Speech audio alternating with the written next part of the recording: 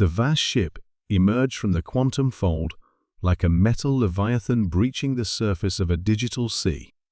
Its obsidian hull absorbed the sunlight rather than reflected it, creating a perfect silhouette against Earth's atmosphere. Commander Zara Vrenick stood on the observation deck of Orbital Station Delta, her breath catching, as the alien vessel dwarfed everything humanity had ever constructed in space. "They've returned," she whispered, though no one else was present to hear. 30,000 years ago, according to humanity's most ancient records, they had come before. The Alvarans, travelers from a distant star system who had visited Earth briefly before departing with promises to return. Most considered them legends, stories passed down through generations that had morphed into religious texts and creation myths. But Zara knew better. Her family had been keepers of the truth for millennia. The communication channels across all Earth networks erupted simultaneously. "We have returned as promised," came the message, translated instantly by the universal decoder. "We seek the vessel of our ancestors, the forgotten one." Within hours, Zara found herself aboard the diplomatic shuttle, heading toward the massive alien ship. As Earth's foremost xenoarchaeologist and the highest-ranking descendant of the original human witnesses to the Alvaran visit, she was the obvious choice for first contact. "They're asking about a lost ship," General Harriman said as their shuttle approached the alien vessel. "Do you have any idea what they're talking about?" Zara nodded, her fingers nervously tracing the ancient pendant around her neck. A small metallic fragment that family legend claimed came from the original Alvaran visitors. "There are references in my family's private archives. Apparently, a scout ship was separated from the main vessel during their departure. It was never recovered. The docking procedure was seamless, as if the two vastly different technologies had been designed to complement each other. When the airlock opened, Zara was the first to step through. The Alvarans were nothing like the descriptions in the ancient texts, where those spoke of luminous tentacled beings of great height. These creatures were compact, with iridescent exoskeletons and multiple compound eyes that shifted color as they moved. Evolution, Zara realized, or perhaps adaptation to space travel over astronomical time periods. "I am Telask, speaker for the journey," the foremost alien said, its voice emerging from a translation device at its thorax. "We seek the Forgotten One, lost during our ancestors' visit to your world. We have no record of recovering an alien vessel," General Harriman said. But Zara's mind was racing. The pendant at her neck suddenly felt heavy. "Perhaps not intact," she said carefully, "but there are artifacts." 3 days later, Zara led a joint human Alvarane expedition to Antarctica's Ellsworth Mountains. Ancient family maps had led them here, to a cavern system that had remained sealed for millennia.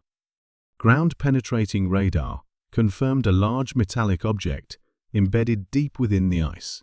"This is it," Telask whispered, its exoskeleton pulsing with blue light excitements, Zara had learned. The Forgotten One. Specialized Alvaran equipment made quick work of the ice.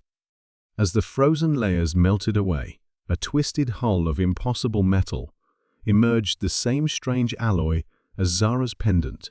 "The biological preservation chambers may still be intact," Telask said, hope evident even through the translator. The ship's interior was surprisingly well preserved. Corridors of flowing organic shapes led them deeper inside, until they reached what appeared to be the central chamber. Telask approached a crystalline console and placed its appendage upon it. The ship hummed to life after 30 millennia of dormancy. A holographic display flickered above the console, showing an Alvaran much more similar to the ancient descriptions, tentacled and luminous. It spoke in a musical language that Telask's translator struggled with. Final log entry. "The main vessel departs without us. Our damage is too severe. The indigenous species has shown great curiosity and compassion. They cannot help us repair our ship, but they offer shelter. We have made a decision unprecedented in our history. The hologram shifted, showing the tentacled Alvaran interacting with primitive humans, teaching them, sharing knowledge. We will stay. We will adapt. Our biology is flexible enough that with genetic modification, we can survive in this atmosphere, on this world. Over generations, we will become compatible with this ecosystem. Zara's heart pounded as the implications became clear. She touched her pendant, the fragment of alien technology passed down through thousands of years of her lineage. Tilask turned slowly to face her, its compound eyes shifting to a deep purple. "Now we understand," it said softly. "The crew of the Forgotten One did not perish. They became your ancestors." The revelation sent shockwaves through both contingents. The genetic test that followed confirmed what the holographic logs had suggested. Certain human bloodlines, including Zara's, carried Alvaran DNA carefully diluted and integrated over countless generations. "We did not come to reclaim a lost ship," Talask explained later, as both species gathered in Antarctica to witness the excavation's completion. "We came to find our lost brothers and sisters. And instead, we found their children." Zara stood at the edge of the excavation, watching as humans and Alvarans worked side by side to uncover more of the ancient vessel. Her pendant, her inheritance, caught the light of the setting sun. "Does this change everything?" General Harriman asked, joining her at the precipice. Zara smiled, thinking of the stars and the vast distances between them, suddenly feeling less alone in the universe. "No," she replied. "This confirms everything." Above them, the massive Alvaran ship hovered in orbit, no longer visitors, but family returning after a long absence. And on the horizon, the future dawned with possibilities neither species could have imagined alone. The lost ship had finally delivered its message, 30,000 years in the making. They had never truly been alone.